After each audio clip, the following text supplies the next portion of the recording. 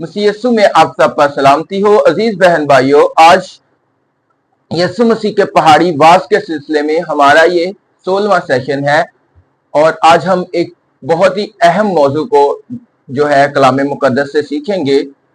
तो आए पढ़ते हैं मुकद्दस मत्ती की अंजील 5वां बाब 31 और 32 आयत। कलाम मुकद्दस में मरकूम है, यीशु ने फरमाया, ये भी कहा गया था कि जो कोई अपनी बीवी को छोड़े उसे तलाकनामा लिख दे, लेकिन मैं तुमसे ये कहता हूं कि जो कोई अपनी बीवी को हरामकारी के सिवा किसी और सबब से छोड़ दे वो उससे ज़िना करवाता है, और जो कोई उस छोड़ी हुई से ब्याह करे वो ज़िना करता है। आमीन। खुदावन के कलाम का पढ़ा और सुना जाना हम सब के लिए बरकत का बाइस हो। अजीज बहन भाइयों, यहाँ पर हम खुदावन यीशु मसीह की गहरी तालीम को देखते हैं तलाक के बारे में। तो तलाक को एक बड़ा ही संगीन मसला करार देते हुए खुदावन यीशु मसीह कहते हैं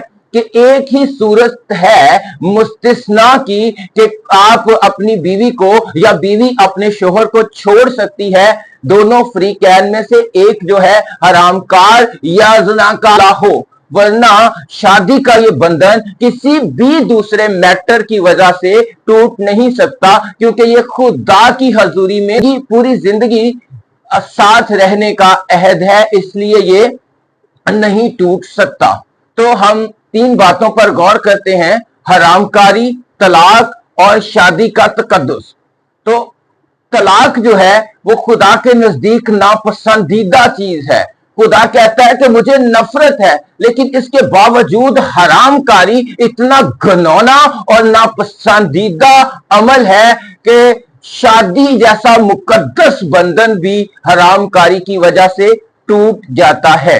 अब एक और बात पर गौर करते हैं, जब हम दूसरी आयत को देखते हैं तो यीशु मसीह कहते हैं, लेकिन मैं तुमसे कहता हूं कि जो कोई हरामकारी के सिवा किसी और सबब से अपनी बीवी को छोड़े वो उससे ज़िना करवाता है, और जो छोड़ी हुई से ब्याह करे वो ज़िना करता है। तो इसका मतलब यह है कि किसी भी और मैटर की वजह से अगर लैदगी हो जाती है तो खुदा के नजदीक वो शादी जो है कायम रहती है। तो एक फरीक अगर इसमें गलती पर है तो दूसरे को उसको कंटिन्यू रखना है। ऐसा नहीं कि अगर एक शख्स ने एक फरीक ने दूसरे फरीक को छोड़ दिया है तो वो दूसरा फरीक जो है वो और शादी कर ले, ऐसा नहीं है, क्योंकि हमें तो अपना अहद जो खुदा की हजूरी में ताहयात साथ रहने का बांधा था उससे पूरा करना है।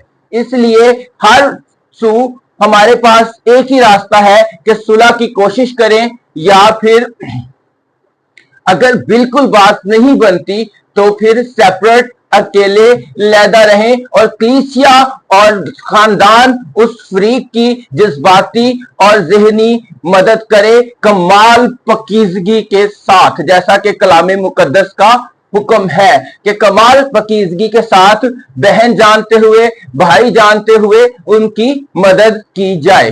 तो हमारे लिए कॉल टू एक्शन क्या है? खुदा न खास्ता अगर हम में से कोई हरामकारी का सबब बना है, हमने पीछे सीखा था कि यह हरामकारी की, ज़िनाकारी की इब्तिदा जो है वो हमारे दिल से, अंदर से, ख्यालात से, सोचों से, तस्वुरात से होती है।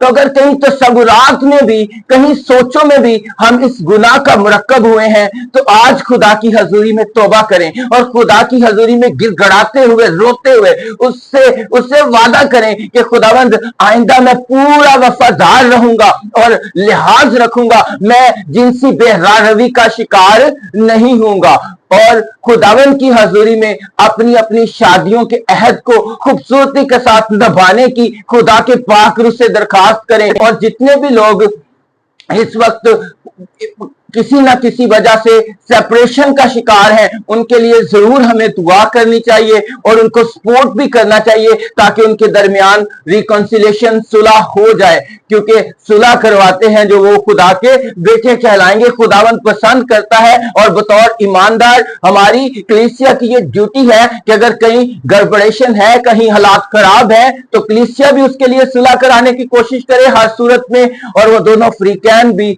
सुलह करने की कोशिश करें ताकि वो अहद जो खुदा की हजूरी में बांधा गया है वो निभाया जा सके। और आखिर में मैं ये कहना चाहूंगा कि हम सब एक दूसरे के लिए दुआ किया करें ताकि हम आसमान की बादशाही के इस रास्ते पर चलते हुए खुदा हमें मंजिल तक पहुंचने की तौफीक बख्शे। खुदावंद आप सबके साथ हो, आपको बरकत दे, आपकी सलामती करे और हर तरह के गुनाह से हम सबको महफूज रखे। आमीन। God bless you.